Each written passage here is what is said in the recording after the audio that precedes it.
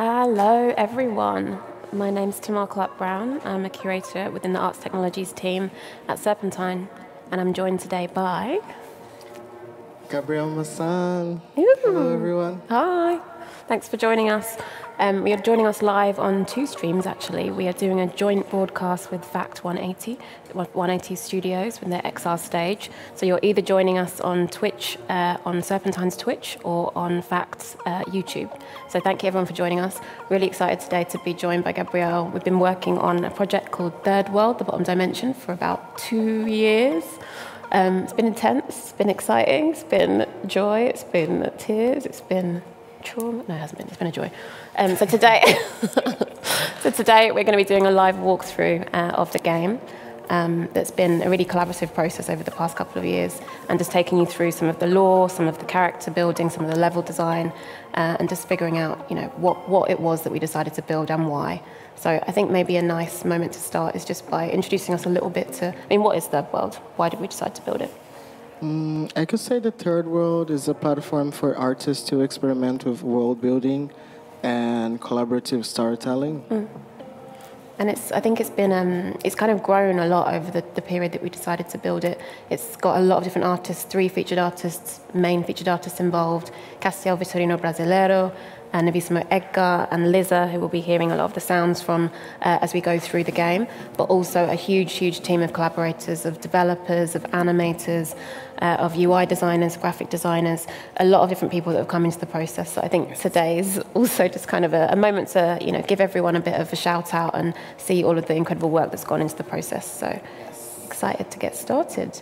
I want to also just shout out also in the studio today, we have a lot of the Arts Technologies team with us. We've got Rasheen McVeigh, who's behind the scenes. Woo! Shout out to Rasheen. We've got Alex Boyce, who's in the background being our producer extraordinaire. We've got Kay Watson, head of Arts Technologies. We've also got Juja Benke, who is assistant production manager on the exhibition. So we didn't only build a game, but we decided to also do an exhibition in the last 6 months. So it's really been a process that's spiraled and you know, taken the world building on with it. We've also got Ava Yeager, who is manning our chat room in the Twitch today, who's Arts Technologies curator also with Serpentine. And we have also a lot of the 180 team with us, thanks to Patrick, thanks to Sean, thanks to a lot of different people behind the scenes, Pavel. So enough of the troubleshooting, well, enough of the kind of the housekeeping. I want to say that if anyone's got any questions or any comments all the way through, that do be really noisy in the chat room. We really want to hear what you think. And Ava will be collecting all these questions towards the end for a Q&A section at the end for about 5 minutes or so. So do be noisy, chuck in anything, ask anything that you want. We're here and we're excited to show you around. So I think now is a good time to head into the onboarding film, which begins the game and begins the onboarding of people into the world that we've built. So let's go. Let's get started. Let's go. Welcome to the Bottom Dimension, an unprecedented expedition supported by the headquarters, Digital World Exploitation.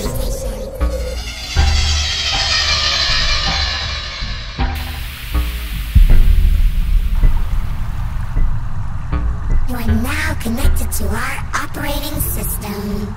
And this will be our first contact with the Third World.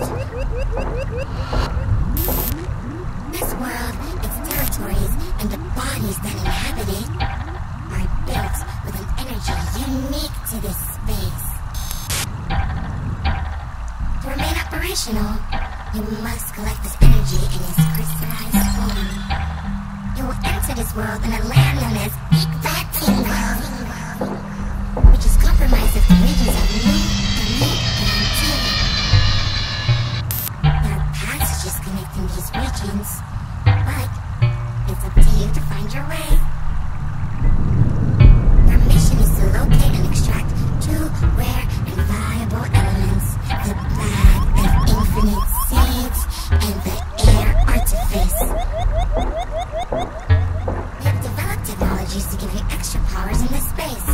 It's up to you to find these tools along your mission.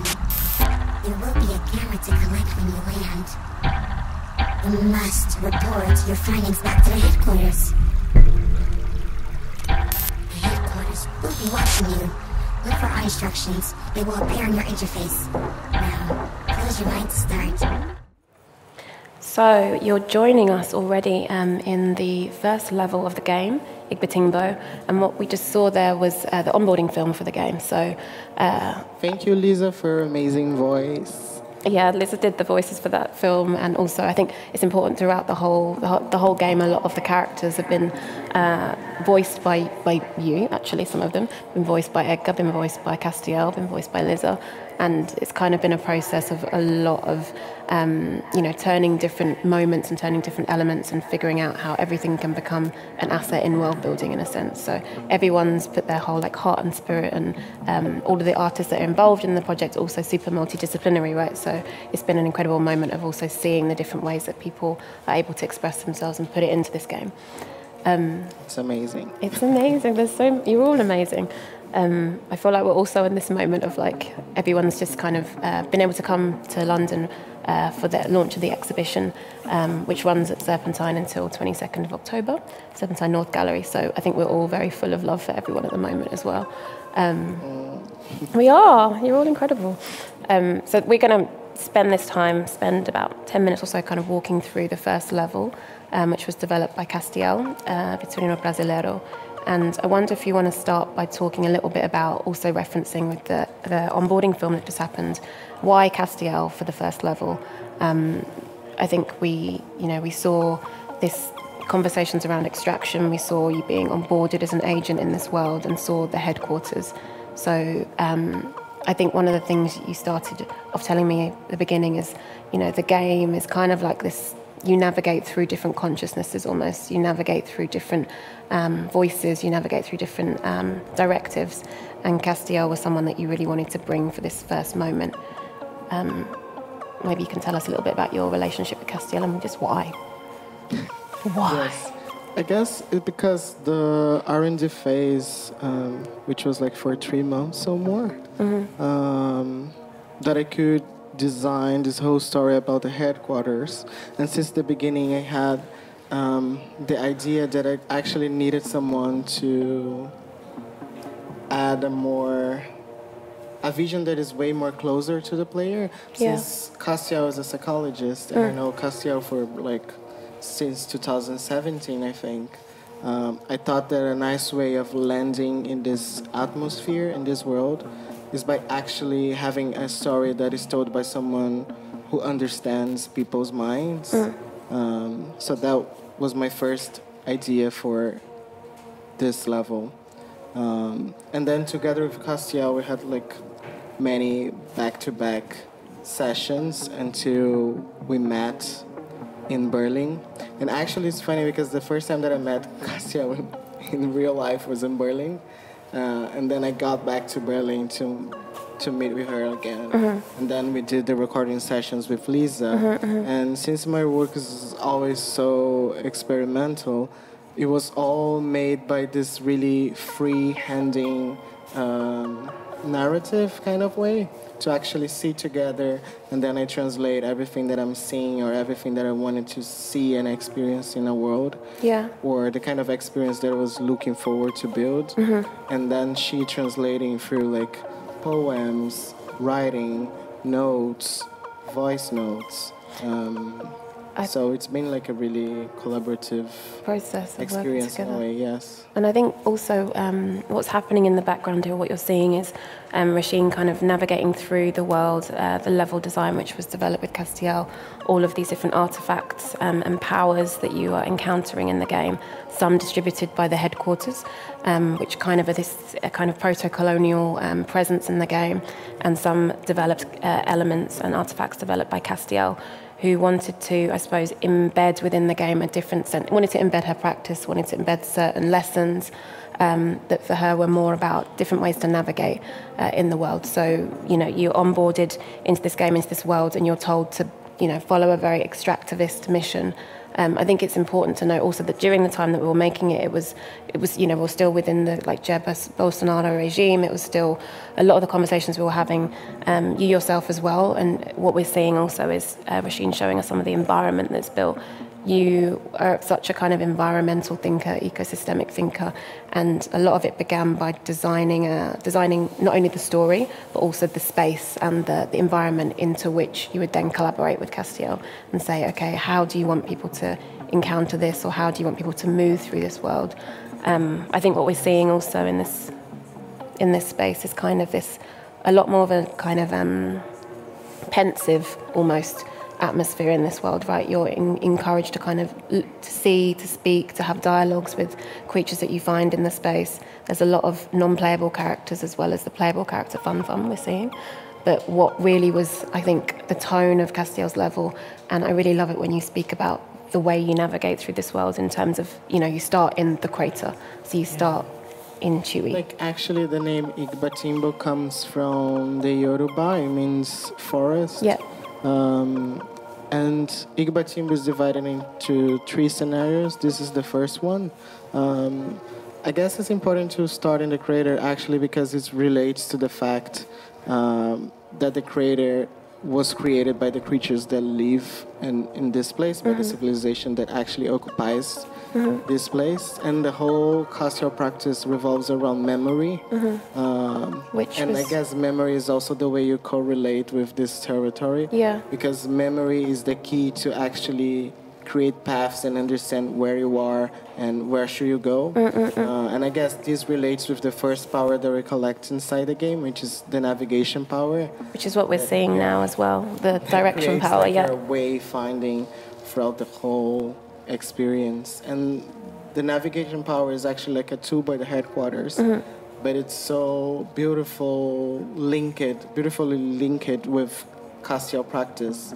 But the way that Castiel is leading us inside the level, it's also based in like living other type of tools, tools that are more related to the emotional aspect. And because since the beginning she was really concerned about the player feelings and needs, and yeah.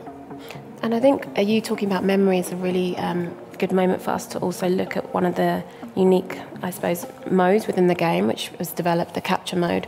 So one of my favourite quotes from Castiel is memory is the tool that, oh no, I'm going to forget it now. No, this is what always happens when you want to bring it up. But memory, as you're saying, is a really important part of Castiel's practice, and we developed this capture mode. I want to shout out to Araj, who's one of our developers, Unreal developers, who capture mode was his baby. And through the game, especially at the exhibition at Serpentine, you're able to come and play the game and mint your memory. So you're able to capture up to 15 seconds of play or photographs of your navigation through the world. And I think it's a really unique moment or way for us, not only as Serpentine or as a gallery, but also for us to see, as you're seeing behind us, this build-up of perspectives. What is it for you as a player to really engage with something on a kind of interactive level? What is it to build up these perspectives of a world? Maybe you can talk us a little bit through why capture mode? Why are you interested in the different ways that perspectives are built up this way, or other people's memories even?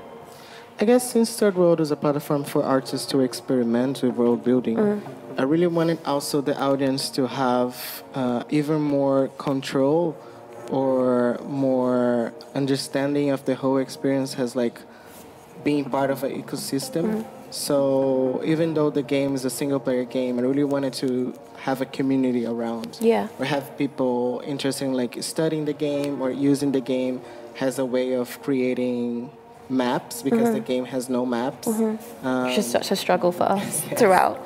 Yeah.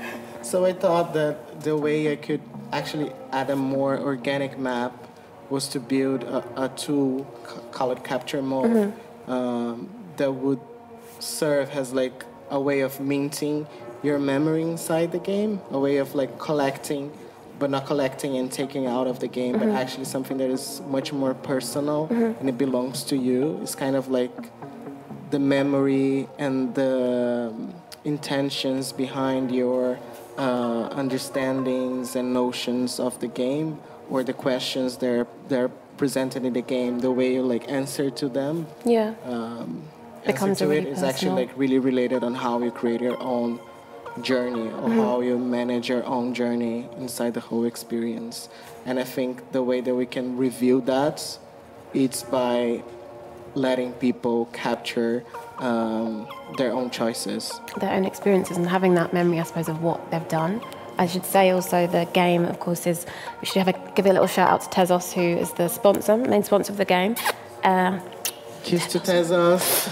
Who are an incredible... Valerie. Kiss to Valerie. An amazing blockchain company, a very energy efficient blockchain company, who we've been partnering with for the past couple of years. And Kiss to the Tezos community. to give kisses to everyone. It's really been like we had a lot of R&D for the process, and we're deciding what do we do, what makes sense. And of course, you've been in the Web3 ecosystem or the Web3 world for a while, so it was really like a gorgeous moment of deciding what we should do and how we should kind of experiment with that through this process. So I've already been, if you do come to the exhibition, you'll also be able to kind of join the Third World collection on object.com and see everything you're seeing behind us. So I think now's a good time for us to switch to wetlands and have a bit of a gameplay for the next terrain and see what we've got here. Wow.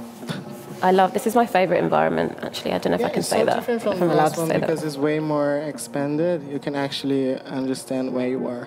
Because the story behind Tiwi, which is the first scenario, is that the civilization kind of they live it in Nulu, which is the scenario that I'm seeing now. And they created these holes, kind of really entered on the ground in a way of trying to escape with this toxic air, because Nulu is really close to the sky, so it's really difficult to survive. So me and Castiel, we came up with the idea that the civilization had somehow developed a technology that created holes in order to prevent from this really intense landscape. What? And then, sorry. Oh no, I was going to say what we were... We would just present it to the taking power, which is the second power inside the game. And the taking power, it's another possibility that adds the choice to the player to collect energy through other means. Because energy is a really important part of the game, and the way you exist inside this world is by collecting energy. And also the other creatures that you see, the humanoids, they also hold energy, is their main kind of life thing. force. Yeah. Almost, Actually, they don't need themselves to collect energy.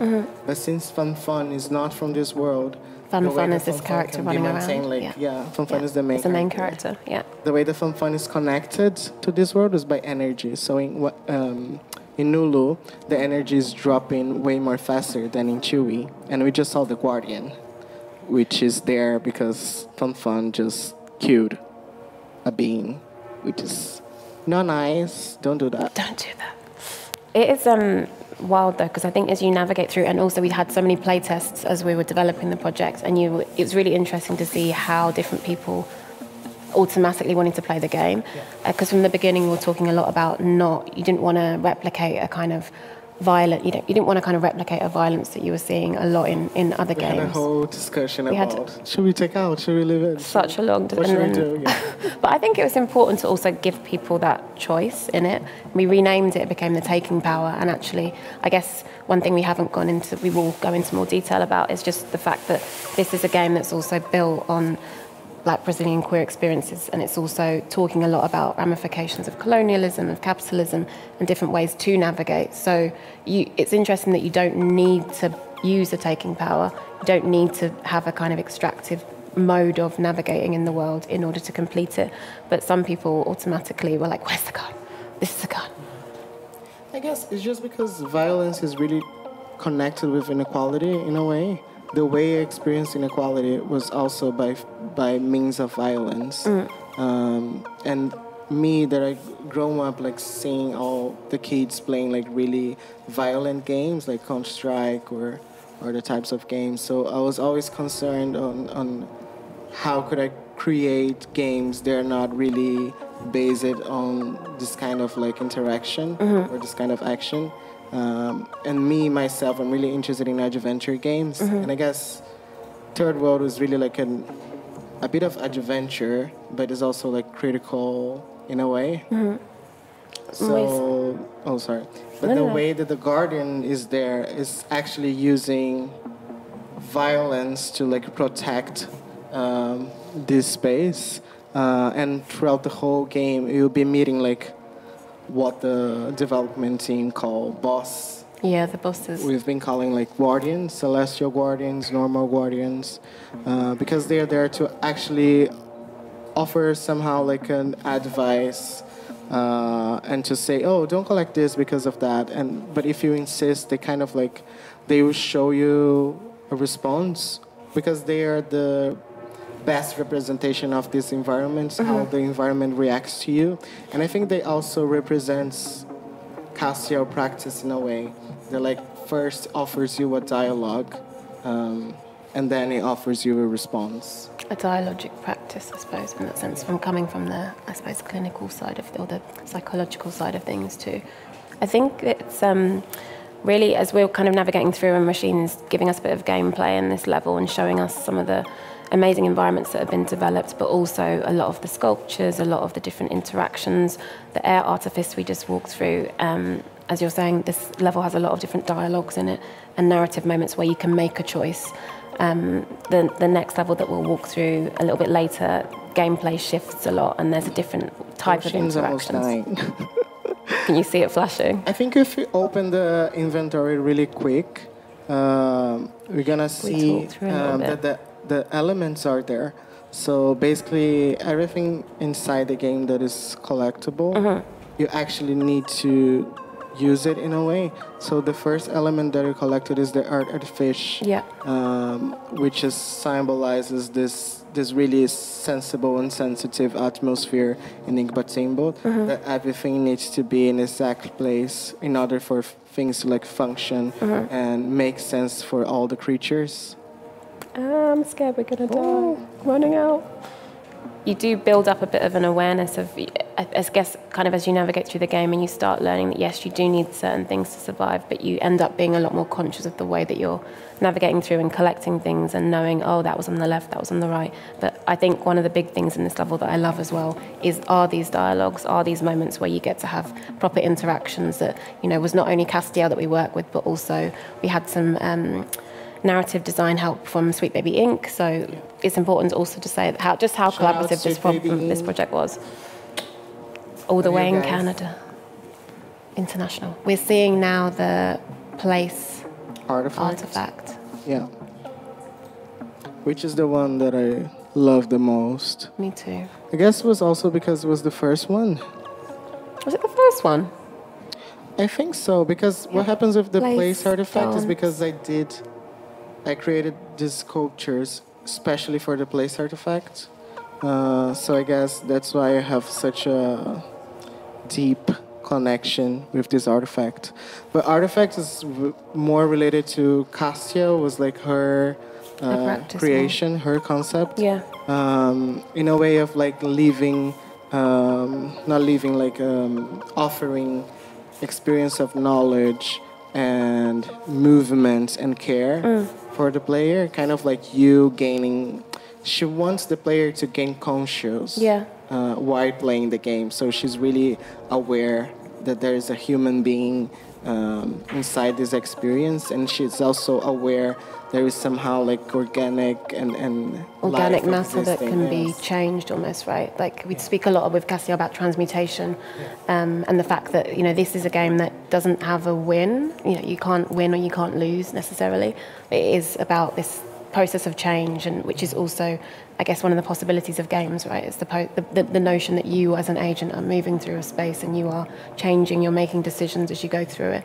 It's a game to die. It's a game.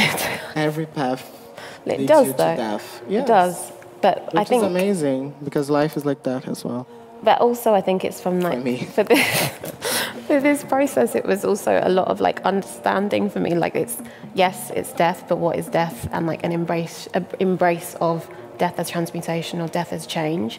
I think one of the big things, you talk about like only truth is change and all of these things, but it really was through this process an embracing of Castiel's work, an embracing of her narrative that really did help to shape the game as a whole.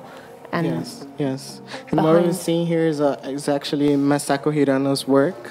Shout out to Masako. Shout out to Masako. Oh, amazing. UI She designer. actually lives here in London. Yeah. But then Masako designed all these amazing artifacts and elements, and my inputs are always like, I see it on top of. Well, really we should random talk stuff about the that process. She could like understand and Yeah. create the most beautiful things that I've seen. Like it's really 3D art Yeah. and design. She's altogether, incredible. Yeah. I think it's been amazing just to see different people, like I was saying, different people's ability to translate or to really make connections across, you know. I don't think it could have been anyone else other than Masako and the only non-Brazilian on the team. I think it's also a team that respects each other's practice. 100%. It's really interested in each other's practice. But in Igbatimbo, there are 3 artifacts: the dance artifact, the place artifact, and the death artifact. And I guess the Serpentine team loves the dance We're artifact. all obsessed with the dance artifact, which we're going to see in a second. We're going to have a little cutaway to the dance artifact, which we should shout out also to Carlos Manozzi, who did all the animation Love of the you, sculptures. Carlos. Love you, Carlos. You live in my heart. But yeah, Carlos did like so many original animations for the game. I cannot Everything. even count. Yeah. And we've been friends for quite a while, so Carlos is always working with me. And Carlos is amazing. Like, What is the process then? So you do the sculptures and then they get sent to. I mean, I know the process. So I want everyone to find out the process. You do the sculptures, you sculpt, you do the textures, and then Carlos becomes the animating genius behind how everything takes like form. the process is more, I have a story and then I tell Carlos and then I say, oh, it'll be nice that sometimes the character can jump from like place to place, or like I just leave Carlos to create whatever he feels Think is about right movement. for that character. So I think he also understands me and he also understands my sculptures. So I try to not be saying too much about how should he do it, Yeah. but actually leave him to do whatever he feels is right, and it's always an amazing process. And I think that's one of the really exciting things about the project has been that we've been on Discord 24/7 to each other for the past 2 years across majillion channels. Every Sunday. Not even every Sunday, every single hour, every single day. Yeah. And just seeing how the project develops, or seeing how someone's work has taken form from the brief or anything that that happens, and having that back and forward, it has really been such a collaborative process, a co-created world, a collaborative process that is not only begun. You are the concept artist, lead artist, but I think it's really, if everyone feels like it's collectively owned in that sense, and it's been amazing to see how excited people are to share it and also to just see what happens. So we do also want to continue the game, everyone. So anyone that wants to fund I really want to see the dance artifact. Let's see the dance artifact.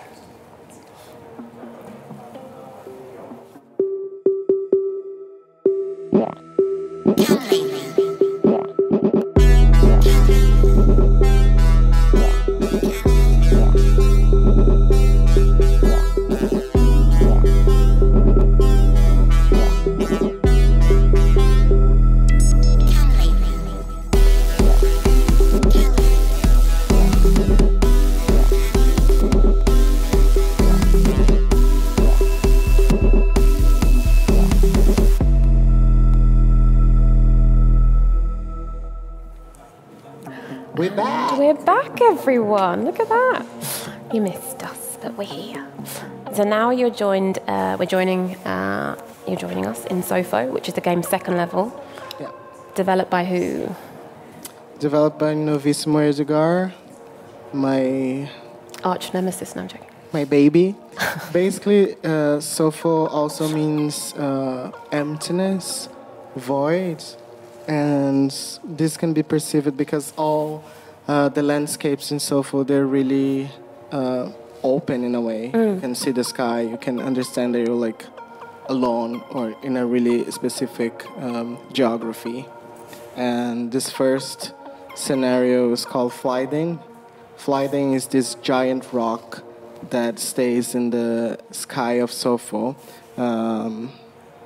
which is also a nice... it's a nice relation with Ingbatimbo, because in Ingbatimbo we start from the ground, from the Totally different deepest perspective, yeah. yeah, as the deepest level, and then Sofa will start like in the top, basically.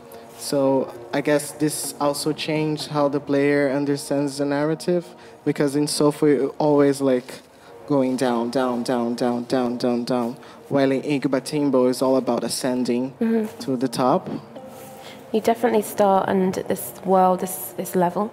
You know, you really feel like you can't see anything. You really get a sense of, I think also one of the big things Edgar wanted to bring to this level was this kind of ecological awareness, in a sense, this notion and this idea of understanding of pollution coming from Sao Paulo also. Yeah, also because this Edgar practice is really around how the city or how inequality affects us as like living beings, and also members of the society, or how black people in Brazil or non-white people in Brazil are perceived inside the capital of São Paulo, the economic capital of Brazil. So basically, Edgar talks about the clashes, the present, how things are still ruining us in a way, or how nature is being deceived, like things like that. And I thought there was a nice link to this first warm, welcoming by Cassio. I really wanted to like have this really intense shift, which to me is more like future, past to present. I feel that Edgar's level is really related to urgency. You need to take action, you need to move, you need to progress in a way. So you're all the time feeling this urge. Yeah, and you can see everything exploding here. You can see this, like, it's very much more action-based than Castiel's, where definitely this urgency, and I think Edgar's practice is also very kind of focused on, or incorporates this kind of urgent, speculative future fiction almost. To get you to act, I suppose, or to get you to understand the power of collisions and how materials come together, how, you know, not only, I mean, you're seeing here the different clashes of colours, even different clashes of materials coming together in this world is so different to Castiel's. Yes. I'm seeing again the inventory. Thank you so much, Marcinha Half, who helped us develop this game, this amazing game, and Marcinha for this beautiful inventory. It was really hard to get this done, and he made it, and I'm really proud. Thank you so much. There's a lot of workshopping on that, but we got there in the end. It was really, I think it's important also just to talk, and interesting just to talk about how many different iterations everything had along the way. You know, we're seeing the finished result, but everything that's in here is the result of so many minute, tiny decisions that were made over the course of 2 years, you know. Really perfectionist. No, but something that we didn't talk about is that actually in Sofo it's possible to collect fairies. We just had the Have you seen everything? Oh, we died. What you're just seeing then, actually, though, is we just saw the death screen, which I don't think we've seen before. And there's this question that generates every time that you die within the game, which is, have you seen everything? Which I love, because there's multiple ways of dying in the game. And to me, the most important ones is when the question comes up. Yeah. Because it kind of like, I don't know, since it's a really visual experience, every time that you have like this question dropping in the center of the screen, it's kind of like, oh, I'm still here, you know? Like draws you back to yourself as a player, right? Like I suppose, draws you back to yourself as a player, but also reinstates, because the game itself begins with another question, almost, well, an incentive, which is close your mind to start, right? Yeah. Why, I'm curious about the intersection between the two, like what does close your mind to start mean? And I guess it related also with the concept of a third world country, like a third world dimension, which is really based on ignorance and not knowing what to expect, or having somehow like a prejudice of what you might encounter in this kind of experience or in this kind of territory. So I really wanted to get this really old concept and kind of like play with the notion, because to me it was the most common and easy way to go straight to the point, to actually criticize how we enter and how we navigate through different territories that we are not familiar with, but using the same means that were used for during colonization. I think now is a good time to switch to one of the SOFO films, which is also embedded within all of the levels. There are a lot of different narrative films that play out and carry some of the narrative, but also carry a lot of the, I suppose, the messages throughout. So I think now is a good time to different types of energy in this level. Let's watch a film for a couple of minutes. O que me deixa mais fascinado é instituir o caos desse mundo e reparar a beleza dos detalhes, dos destroços.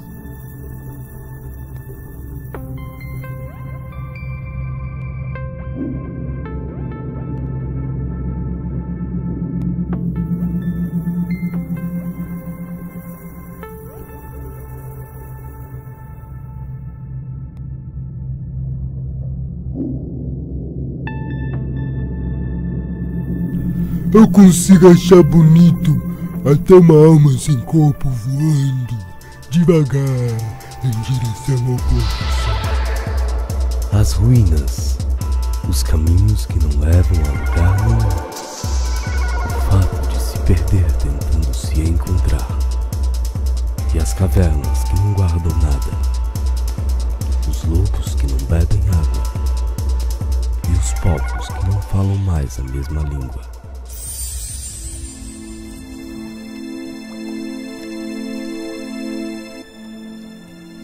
Não quero saber o gosto do chão. Quero entender o gosto da queda. Porque nós somos o brilho dos olhos desse planeta morto.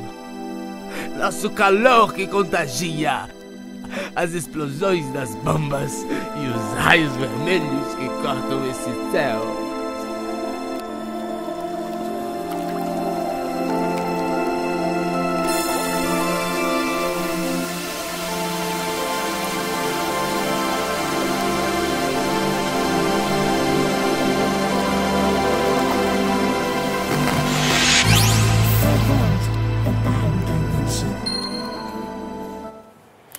So we are now looking at some of the views from Yuba.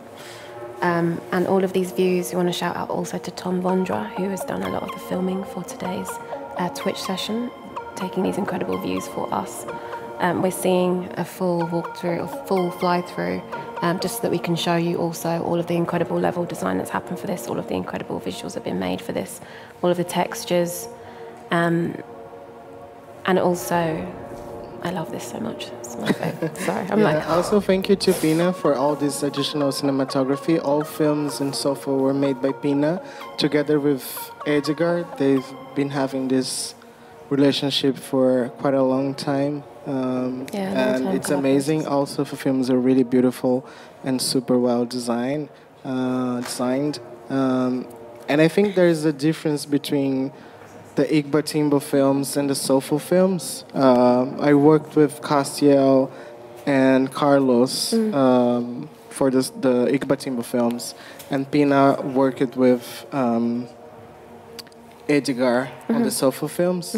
And I guess the Sofo films are way more related to the narrative, actually showing to emphasize what happened, because it's really intense and the narrative is really hard to understand in a way. And I guess the Igbatimbo films are really related to how Castiel see the world and how we understood that we wanted to portray the environment as the main character and actually show the arrival of this new being in this territory, actually to show how the civilization or how this environment would perceive this new existence, this other existence. So it's really about this relation with the other, the otherness. And I think it's amazing how they look different, but at the same time they still follow the same concept. Getting really sucked into the visuals of these films now. becoming very June, as is your outfit. Definitely, I feel like there's a lot of history, I think, that's embedded in these films that also Edgar wanted to share, Castiel wanted to share. I think where Castiel's level is a little bit more, I suppose, looking at this moment of first encounter, even taking reference, I suppose, a little bit from the kind of Portuguese explorer first moment. Edgar's level is almost like another time, another place. The story continues, colonialism continues, capitalism continues, but in terms of speeding it up, it really is almost like this new character who you are playing with, Baburu, in the second level.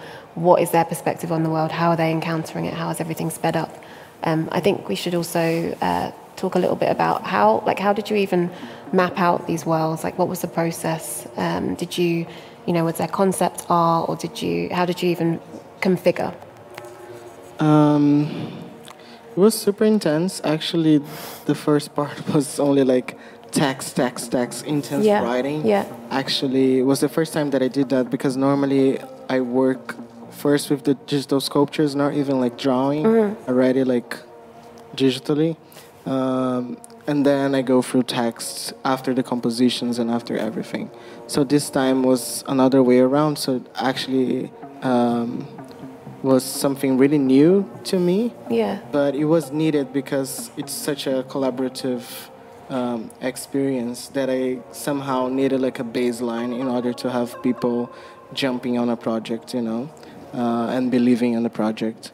So we did that for quite a while, and then I had this understanding that I really wanted to enter in God mode and think about the weather, think about the conditions, actually really reveal situations of inequality or desertification, and it's super nice and beautiful to see how Edgar, Lisa, and Castiel translated everything that I wrote or everything that I say to them into like beautiful, into this beautiful experience, into this beautiful understanding of the player, and actually also about the environment, because they never did anything for games, or they never developed games. a lot of the practitioners didn't, right? So it was you. This is your second game, actually, but your first game, Iroko, was a lot small. Well, it was incredible, but it was also a lot smaller, kind of about jumping between these islands, I guess, almost, and connecting people through different video work. But at the same time, Edgar worked on a game before, but very, very different. Developers obviously had, but Liza had never worked on a game and said that it was her dream project as well. And just thinking about, I think it's really exciting that we've done, it's an artist game. And we said at the beginning, like, it needs to be like a concept, a proof, like a prototype. We don't need to make anything like super high detail, but, we've built it in Unreal 5, we've made 6 whole levels. So many scenarios. Yes, in the beginning, in order to have them to really be like excited about the project, I went to Castiel and Edgar and said, I have these creatures, I really wanted you to like dub them, really wanted your voices on my creatures. I'm creating this experience, it'd be nice for the trees, for the rocks, to everything have your voice in it. And they were like, wow, this is amazing. I never thought that I would invite it to do something like this. And it's amazing because this is how I see third worlds, like a tool, it's a technology. And I guess this relation like with technology, the difference between Igbatimbo and Sof is that Igbatimbo, they never had a contact, but they're already aware of your this arrival, of this presence. So they are prepared to receive you. They're prepared to welcome you. And they know, they already calculated all the possibilities of your existence inside that space, different from Edgar's story that is really based on trauma, upon trauma. As we're talking about this as well, I want us to switch to some gameplay, just so that people can kind of start to build a bit of an understanding as you're talking, because Edgar's level also, as you'll see, as we'll all navigate through machines playing, you'll notice that it's not only a lot more action-based, but there's a lot more, I suppose, precarity within it. Things are changing all around you. The rocks are shifting and falling. You have a lot of different violent creatures that are trying to this trying to times kill the you, creatures are essentially. not running away, they're actually like coming at you. And there's a lot more, you definitely do get a different sense as you're playing this, and I think Rashin's going to navigate us through even the perspective and the camera shifts that we're seeing, which was developed over a period of time. A lot of different workshopping happened with our developers on that, and what was the feeling we were trying to create through that. Yes. This just one thing is this first sculpture that we are seeing is actually like every scenario in Sofo have like a monument. Or a totem, but it's different from Igbatimbo because Igbatimbo is like video installations. Yeah. But this one, everything is like inside a totem, which is really based on the fact that Edgar is not kind of like Edgar doesn't need to like tell the story or create any kind of like intimacy with the player, which is different from Castiel, which is way more interested in that.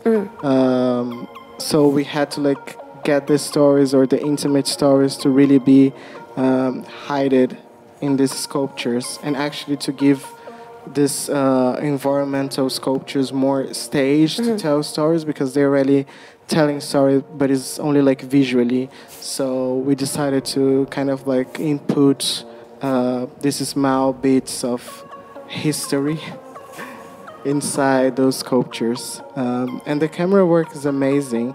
I did it together with Iraj, because in the beginning of the game, the character was super close to the screen. All the workshopping. And I felt that we needed more presence, or kind of like we needed that body to exist in the environment. We needed that creature to exist in the environment. And the only way we could do that is actually by adding more cinematography, or adding more like a responsive camera to the game. And I love this. This is the most complicated and hard level, because I don't know how many times I died. I mean, throughout the It whole was so thing, hard to get it like right. it's been such a process of figuring out the right playability level for everyone as well. Yeah. Not only for the gamers, but also this is now a game that is available to download on Steam.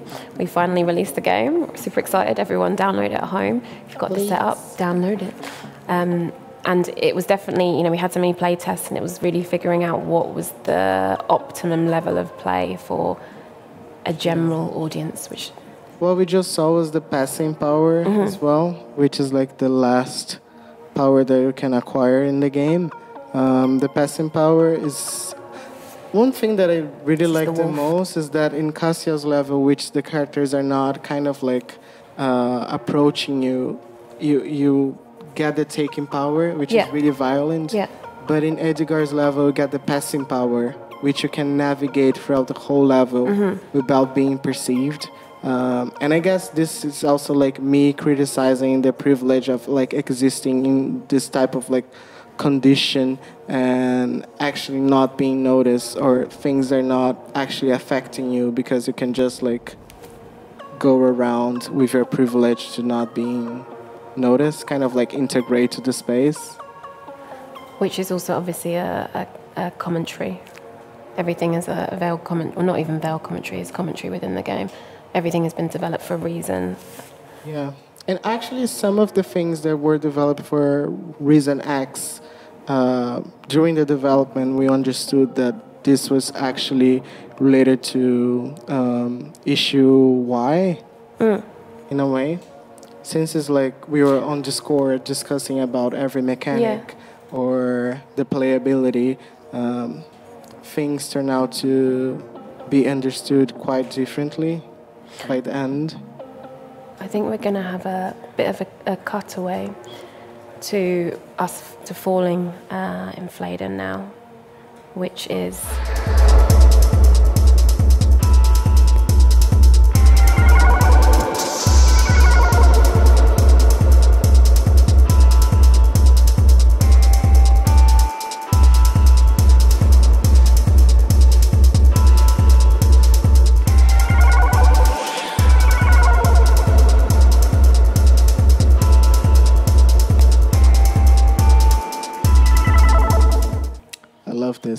This This level is intense. This is the last terrain within Sofo, and you can already see that the world has changed. The environment is completely different. You can barely see anything. It's also one of the most challenging levels to complete. There's kind of not a winner or a loser within the game, but it becomes a bit of an apocalyptic end, I suppose. Yeah, we're approaching now the clearing tree, which Edgar didn't decided to do artifacts, but Edgar actually created tools or sculptures that could be activated in order to make changes in the space. The clearing tree is a mechanism left by the headquarters to clean the air in Sofo in order to make everything more easy to colonize or to penetrate. So every time that you activate a clearing tree, you actually clean this toxic air of Sofo. And the toxic air of Sofo makes Buburu to die more quickly.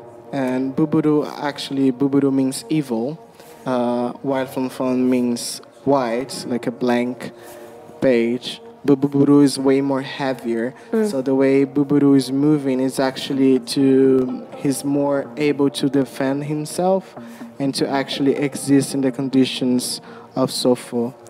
The way is that Fonfon didn't come prepared to explore Igbatimbo, even though Igbatimbo was prepared to receive Fonfon. Yeah. But then in Sofo, Buburu is prepared to explore Sofo, and Sofo is kind of still rejecting Buburu and not kind of prepared to receive it. It's just trying to fight it back in a really intense and random way of not knowing what to do.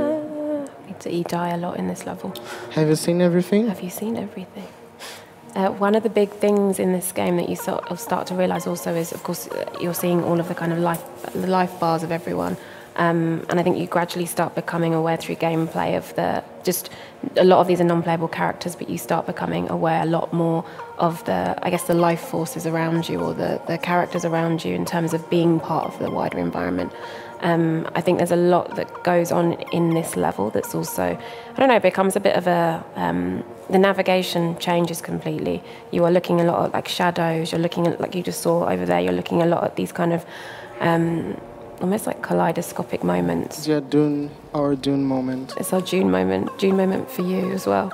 Shout out to Nisha, who's done character design for us both today as well. Thanks, you. Nisha. But in general, I think that as you navigate through this level, I think Rashine's going to try and find not only some of the clearing trees to activate, but also you're seeing the way that your energy, she's using the passing power at the moment. We're going to be trying to navigate to our secret lake as well through it, which I think one of the interesting things about this level is that we workshopped it so many times, right? And it was an intense process of that doesn't make any sense, this doesn't make any sense. But actually, the way that we've kind of tried to implicate, I suppose, contradictions in this is that it's not a game where your actions necessarily reach a climax where you are able to transform into a certain type of human. It is the fact that actually it is still quite apocalyptic and things might not always. Yeah. I think also that the game is not really preoccupied in maintaining the player entertained. It's a game that exists without the player. The environment understands that it exists without the player. Yeah. So the story continues without the player. The creatures are existing, living without the player. And that was something that was there since the beginning, and it tried to keep. This is the lake of the Crystal of Life. The Crystal of Life is the first icon that you collect in Flyden after defeating the boss. And it's almost the end of the game, but we're not gonna reveal it. No, you gotta play. But you can already see the whole desert. You have a clear vision. Buburu's plan is almost complete, but we're not gonna let Buburu win. Buburu is gonna die. Be aware.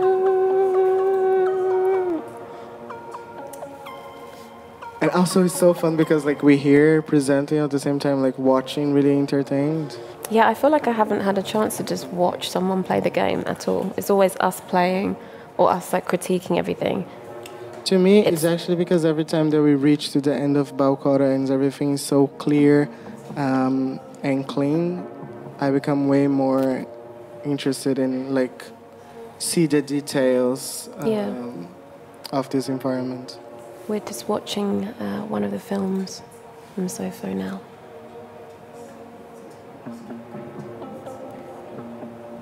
This, again, as we've been speaking about... It's my favorite scene. Is it? Yes. Completely, through the whole thing? They did an amazing job. I love this scene so much. Shout out to Pina again. It's like whole performance. And the camera work is amazing. And this poem, the text and the whole narrative of this film, I wrote in 2017. And I kind of like asked Edgar to read. So... this poem is like from my first video piece, so I have like a really strong connection with it. And I didn't know this. I'm like discover. I thought I knew everything about the game, about the project. For me, it's like the ending of a cycle of me like training, making this huge archive of sculptures. And then actually now being able to share this with everyone that influenced me during these years. So it's amazing that we could do that and that we could work on that for like 2 years. And I've been doing this since 2017. So it's amazing to actually see this poem ending such a beautiful project as Third World. I'm really grateful. I can't believe I didn't know that story. This makes me cry. I'm gonna cry. Don't cry on the streets. Full of emotions. So now we're gonna. What you saw just then, actually, is my favorite really... part. My babies are here. This is the follower who came to the Serpentine summer party. I'll be soon posting my pictures with this hot, gorgeous creature. being. It's the hottest ticket of the summer. You didn't get to go, but the follower got to go. No, Who are we seeing here? I love Follower so much. Follower is in the Green Lake Cave, and it's the only character that shows affection in Sofo. It's the only who's not trying to warn Buburu. Is actually like really interested in kind of like following and understanding what Buburu is up to. And I just love the big arms. It's a bit silly. I love how much it's like it's cute and green. Actually, it's the most colorful character in Sofo. Isn't it? Yeah. Because all the characters, they have this kind of like soft pale or more like brownish orange look, and Follower is really like vibrant. Follower is like the character you want to be, I think. Follower is like the icon of the world. It's the character that I wanted to be. And actually this animation also, it's an original animation made by Carlos, because it's impossible to find anything that looks like the Follower. The arms are so gigantic.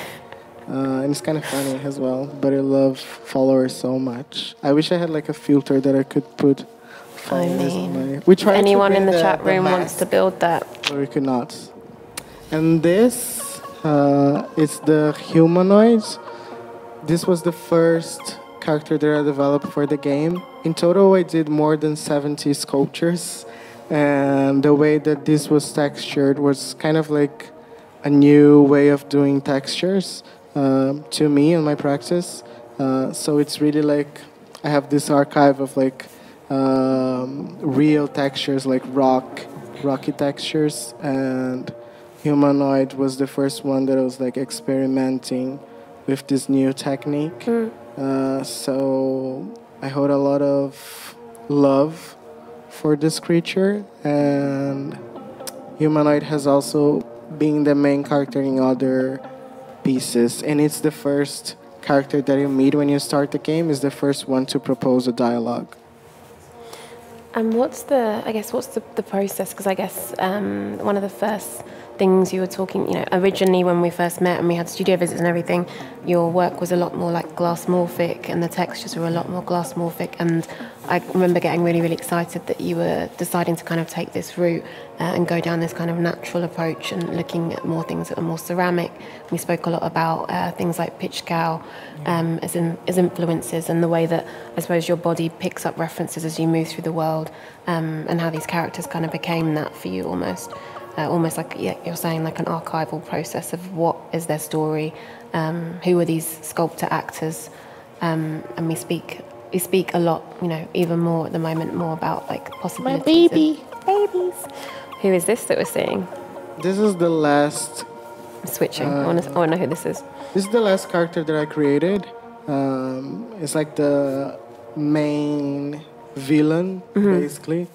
It's the head of the headquarters. It's kind of like fun and boo-boo daddy. But it also is like a daydam. So it's really cute. And the voice is made by Lisa.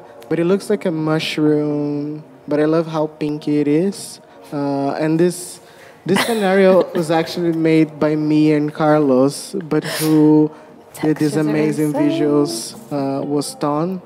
Thank you, Ton, for being at our side always. And thank you to Lee as well. Thanks to baby Lee for always knowing everything and giving us her best opinion on everything. But I love how tiny this character is as well. What was the process? Did this character change, actually, the process of development for this one? Because it was the end. I think I really wanted something like Candy. Yeah. Like, sometimes what comes to my mind is that the white was a decision, but the rest was like, I really wanted something really cute. And to me, like, cute colors are pink, purple, and salmon, and actually sometimes brown. But with this character, I really wanted something that would connect this character to Fun and Buburu, and for this character to feel more like a robot. To me, it's a robot, but for other people, it's like a mushroom. What is the role of them for you? Like, what is an NPC for you, or what was their role within the game? Because I guess they almost our attention moves much more, and you start playing as this character, but over time, I want to talk to follower, I want to talk, I want to know who all the others are. I suppose I'm curious also in reference to like your practice, and you talk about free sculpting as the way that you start making things. So is it also about, I guess, a connection to... So cute. Yeah, it's really hard to concentrate and have these cutest things moving behind us. But actually, it's because I don't draw anything. Yeah, which has been such a struggle in the process. And being like, what kind of feeling that I want to share? And then it comes the realization that, I want to create like a follower. How would a follower look like? Or how would a tiny being that is... Sometimes I have this, I want to create something that is green and super full of affection, and then it comes out as this, There's not really like a way of doing so, but it's just me sitting and experimenting.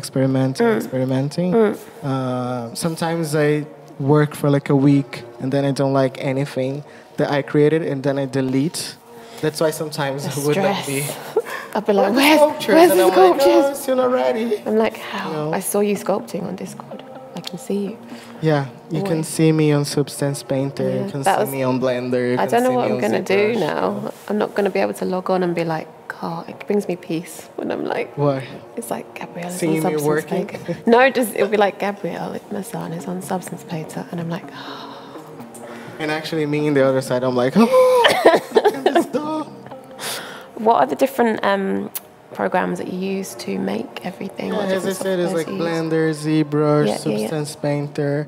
But you asked something about the NPCs was really interesting because... as you're telling us this, so we're going to switch to the playable characters as well. Cute. To me, I really wanted the other characters in the game to feel as special as the main ones. Because the main character is the environment. Yeah. So we needed to pay like close attention to every detail of every character, of every sculpture. So they're even more bright and full of colors than the main characters, than Fanfan and Buburu. But what is interesting about Buburu is that Buburu has this antenna in the top of the head that kind of looks like the clearing tree. And I just realized that when we were like doing rehearsal. But basically Buburu has this gray color because it's a continuation of Fanfan's aesthetics, but Fanfan is like white and Buburu is more like silver, robot, mechanical feeling, more hard. Yeah. And how is what was the antenna? Because I guess they're both in a way like they're sent kind of as not like sensing agents, but you're talking about this antenna. And I suppose the way that Buburu is in the world, like to me, in this, it looks more like a drill bit. It looks like a drill bit that's like sent to like extract or get resources from the. Yeah, you're right. It actually looks like that as well. It's a little bit like I love seeing all these textures up close. I just feel like we've spent such a long time working with your assets and working with everything that you've done, but seeing them up close like this, it's such a nice moment to actually appreciate all the work that's gone into everything. What is often you have this kind of like star, you're seeing it on Buburu now. Yes, many of them, they have a star in the center. Actually, I don't know, for me it's just like representing that they are marked, just like Toy Story when... Good reference, yeah, when when Andy wrote his name Do you remember when on the back of the feet of the wood? Yeah. To me, like this star is like my mark. Not that I'm like a star, but it's just because I love this star feeling. And to me, it's like if they were like turned it on, or they have like a third eye kind of thing.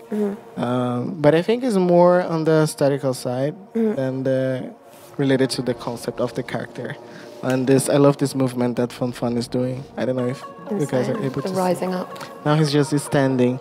But what I like about Fanfan is that the first time that I actually wanted the eyes to be like bright and full of energy, because to me Fanfan is like a hybrid character. And I say that and no one like could understand why, but he's like half that, half living. Yeah, we never went into that. Yeah. Just wanted to create this bridge to make the player to realize that Fanfan needed energy to stay there, and then if Fanfan does not collect energy, then Fanfan dies. So to me, this is kind of like being in between always. Fanfan and Buburu, they're always in between. They can create more intimate relations, but at the same time, they are not welcomed in a way. Or they need to die in order to transmutate. And how about the colours that we're seeing? Because you have such an incredible eye for colour. It's been your colour palette is insane. But how do you even go about deciding how to texture everything or how to colour everything? Where the purple goes, where the black goes? Is it quite a natural process for you, or is it really? Does everything mean something? It's really random, because I guess when I'm doing the textures, to me it's like painting. Yeah. Just sitting and then imagine if I had like like just a board to paint. So yeah, everything is really experimental in a way. But I guess the color palette also comes from this influences that I had in the past. For example, I used to be looking to insects pictures while I was really young. Or when I first got into Instagram, I used to take pictures of piles of trash, like mechanical parts. So that's why Fanfan is a bit like, I don't know, this conjunction of feelings and images. And actually, I was really also passionate about collecting toys, catalogs from like kids' stores. Yeah. And it becomes a little bit of, I guess it becomes a little bit of a process of, I don't know, are these like unrealised, or would you like to see, because one of the things I'm thinking of is that for the exhibition we ended up translating some of these sculptures into, I guess, physical sculptures as well. Is there anything that we haven't, or that you sculpted for the world that was unrealised or didn't manifest, or that you've been thinking about through the process and want to bring to life? What's your next unrealised project? Actually, no. I think I'm really tired of the characters already. Oh, no. I love all of them, but I've just been seeing, and I do want to like build another archival 70 sculptures. Yeah. But I do love the environmental sculptures, the rocks, the plants, the mushrooms, the totems, the monuments, and I have a deep connection with them. So I've been kind of like creating more compositions with them. The characters, I don't know, I think they really belong to Third World. For example, Fanfan and Muburu, to me, it's not right to take them out of this project and use for something else. Every project I really like to like dedicate things to them. Dedicate my time in order to understand what kind of beings that can live there. But actually with the humanoids, I'm already using them in other stories, because since they are related to the environment, I kind of like wanted to give them more stage and to give them more this like power to exist without my own understanding of their potential. You talk a lot about, at the beginning you kind of speak about this notion of like decentralized life forms almost, right? And I'm quite excited to see how these different creatures and these different sculptures are going to live. I think they should live outside, you know. Follower has already manifested in a different way. And also I'm thinking of the fact that Liza also used some of the sound that was developed for Third World in a new track. So I think Third World has kind of generated life, or generated possibilities also for a lot of, not only the sculptures, but also for a lot of the different assets and things that have come into the project. Yeah, I mean, it's a whole library of things like songs and worlds and sculptures and animations and designs. So there's multiple possibilities to kind of like give other meanings to these assets, and actually to me to give other stories to these environmental characters, to the NPCs, is actually taking them out of this experience of violence, actually giving them more possibilities of life, because my work is about exposing possibilities of life and using the sculptures to perform all those possibilities. And sometimes, and what I like to say is that I don't like to be the one who defines how they should live, but actually I create the conditions and I start to imagine and to kind of like animate and program them in a way that can exist without my own interpretation.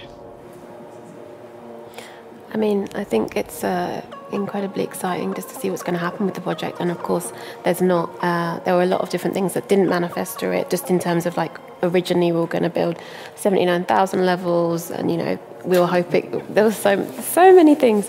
And I think we're all excited to hopefully see this continue, and maybe the next level will be built, and next level will be built through the process. You know, maybe Liz's is the next level. And I guess it's all about figuring out how people's stories, how people can, I suppose, use the platform that you've built and use the environment that you've built also to tell their own stories in a sense. Like, I mean, in the end, it's a technology, and I'm still keen to share this technology and to make it more accessible to other types of like audiences, and taking this to universities, kind of like it's a group research. So I'm really keen to continue and to expand it and to bring more visions, because in the end, world building should be about collaborative work, because it's a world. I'm curious if there's any. We've got about a couple of minutes before we're going to switch to Q&A. So this is the moment for everyone to post their questions, post any comments and everything in the chat, and Ava will aggregate. But while we're waiting for those to come in, I'm curious if there's anything that we haven't touched upon, or that you really want people to know about the process. Even, Twitch is kind of our back end moment where we really share like the process, production, and a bit of the behind the scenes from things that we've been developing. So I'm curious if there's things that, do you want to encourage people to make their own game? Do you want people to, what do you want people to know about the production process, other than it's real hard, kids, but it's also joy? I think what I want people to know is that this project has been really amazing.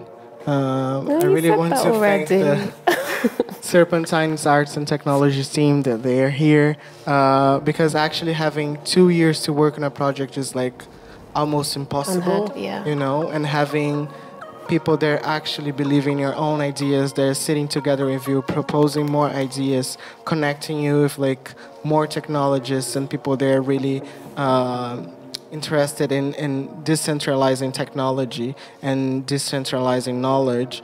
So it's been kind of like an experience that I never thought it could be possible to be done, and that I would never be the one chosen to do this kind of experience. And actually, it's amazing how the whole team was kind of like open and really interested in seeing this project to expanding in a way. Yeah. So we were always like, oh, what could we do? Like, where should we Everyone's take been this? really- Or yeah. what kind of path that we want to take? So, yeah, I'm really thankful. I mean, I think it's been really exciting for all of us as a team as well. We have a lot of different labs, not only, maybe Zoom gaming, but blockchain lab, Curator synthetic ecologies lab, legal lab, and I think everyone's been really excited to get involved and try and figure out how this project can also be a kind of a springboard for a lot of research and a lot of possibilities. So Victoria, Milana Kushner, who've also advised on the legal side, it's really been like a family project.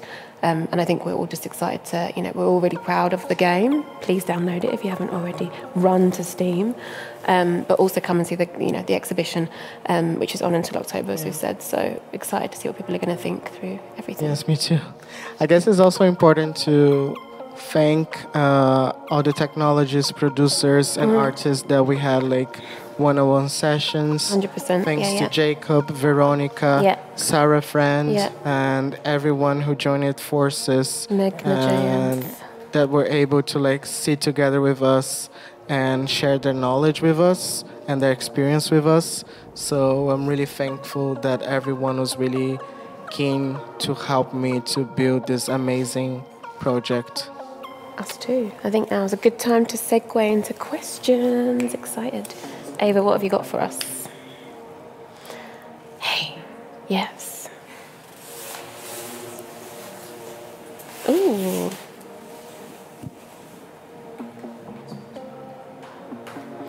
Who is your dream player, and who did you make the game for, thinking about their perspective? Two questions. Who do you want to play the game? My dream player. I guess I already met my dream player because the other day I was in the exhibition and I saw this group of kids kind of like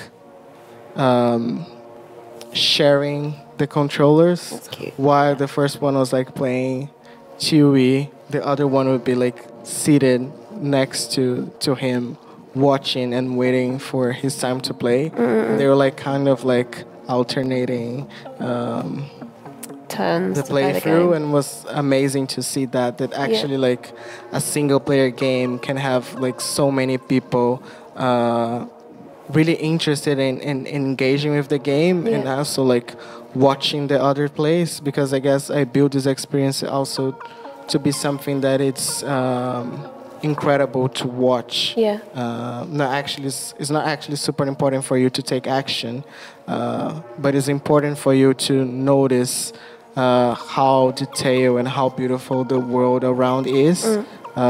So it's an experience that actually gives you time to feel, to understand, to find yourself. And I think this is really amazing. I would love to play a game like that as well. Definitely, I think it's definitely surprised us, the different ways. We built in the exhibition 2 different kind of ways to play, I guess. So the gamer player, single player room where you can, log in, play the game on your own. And then we have our broadcast room where you can just come and watch people play if you want. You stay there for as many hours if you want. But actually we've had a lot of build-up of people wanting to just watch behind a single person playing, and being very, we thought people were going to be really, it was going to be really competitive, or people are going to get really annoyed with us that we don't have a million stations. But it's actually been a really nice process of people wanting to do that and wanting to see how other people are playing. I should say also, just that you don't think I'm hearing more voices than I might do anyway, that Ava is feeding questions to us into my ear, so I am going to repeat them to Gabriel. I didn't just think of a question in the middle of all the voices in my head. All the voices in my head.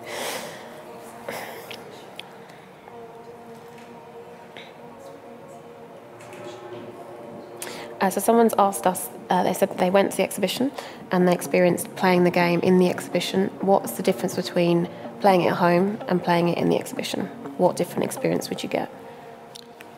I guess since the game was also designed for these 2 different possibilities of play, I guess playing at the exhibition, you come to the exhibition, you have the whole journey throughout the Hyde Park, and then you come inside to this really, not dark, but it's a different ecosystem.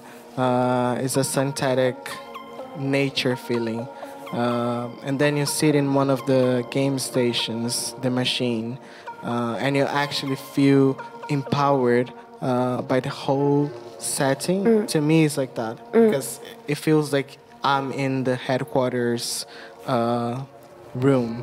Really, the headquarters is giving me this right or this choice to go through the journey to become an agent. And I think inside the exhibition I feel very much like that, because actually I can also see how my playthrough or how my journey inside the game can actually change the exhibition space, or I can leave the exhibition space with a memory on my pocket, which is amazing. And while playing at home, I guess you have more space to dive into this narrative without having anyone in your surroundings.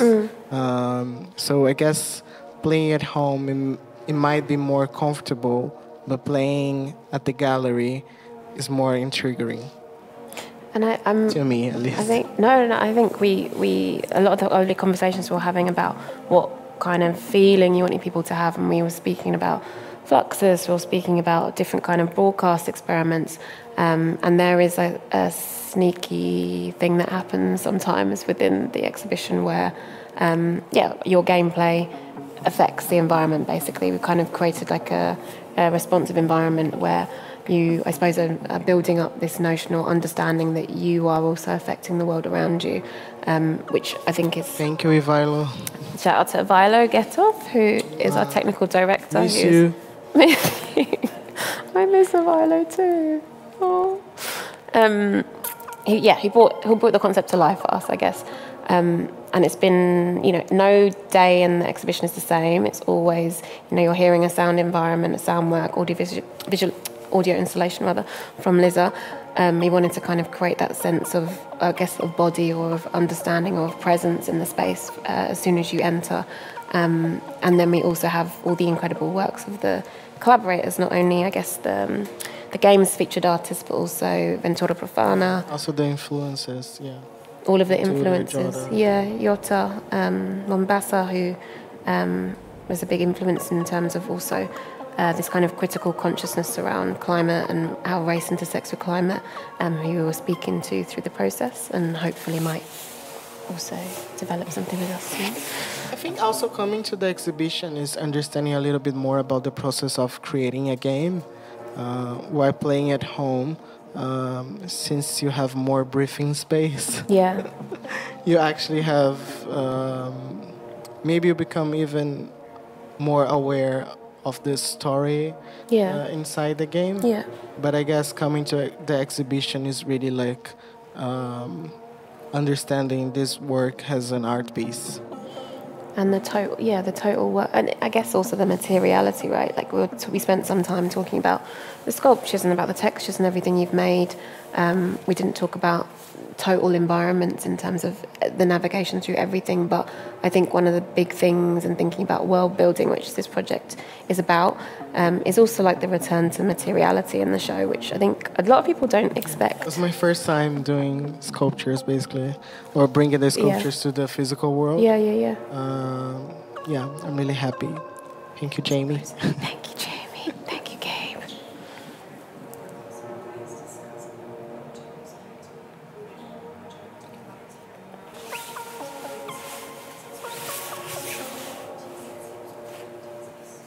So another question we just had in, which I'm excited to talk about, is what the workshopping process was like for the NFT side of things, and also what your other work is like in the NFT space or within the Web3 space, since you were such an early adopter with Tezos as well. Yeah, my relationship with the Tezos community started in like a hackathon, and actually because I was part of a DAO that were based on Tezos. So I was also like on Tezos collecting work from other artists, pieces and NFTs from other artists. So on Tezos, it's interesting because I was always like a mentor or a collector. I'm again offering something that people can like join the community. Because I really love how the Tezos community work and how it's artists for artists, and I think this is the most beautiful thing that I've seen in the past years. Actually, us coming together to bring funds and to bring possibilities of like building researches or actually building a beautiful environment for artists to cooperate and create together and invest in ourselves in a way. With no competition, which is amazing. So the NFT aspect inside the game, I really wanted for the NFT aspect to be something that adds a value to the intentions, to the memory. Workshopped a lot. We had a long, really long period workshopping, deciding what it should be. So we had like a bit of back-to-back to understand what was possible.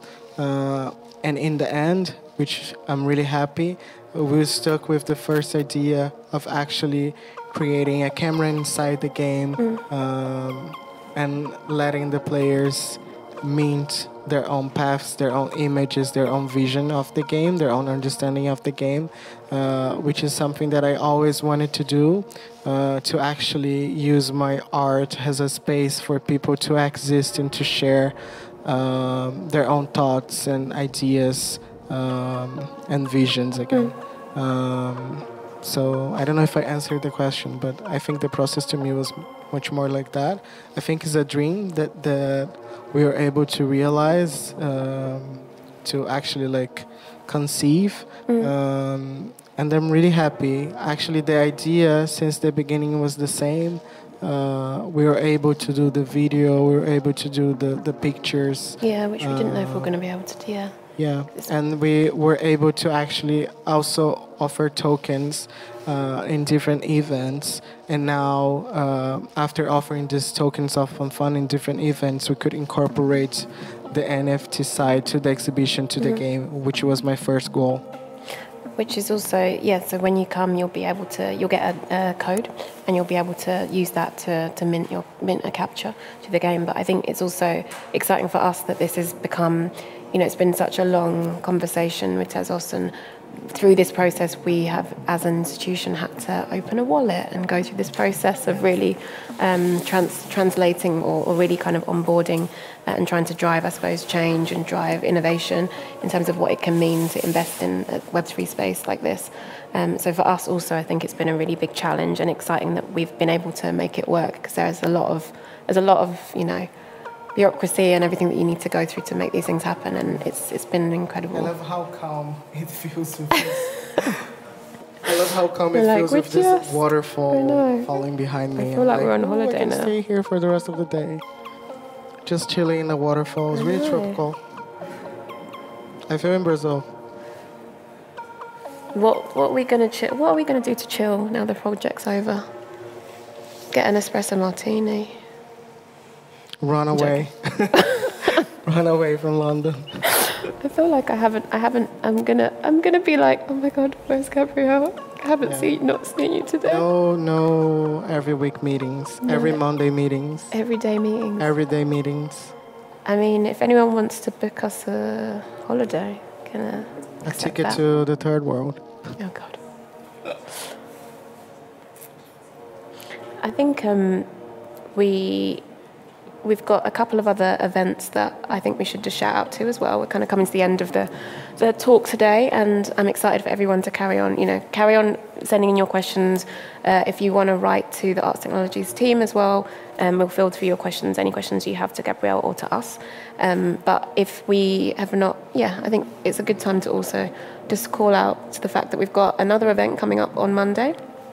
We're going to be in conversation with Hans-Ulrich Obrist at the French Institute, talking a little bit more about the exhibition, also about your practice, a bit more of a traditional talk, and we're excited to kind of spend some time really doing a deep dive into what we've built there and your practice along the way.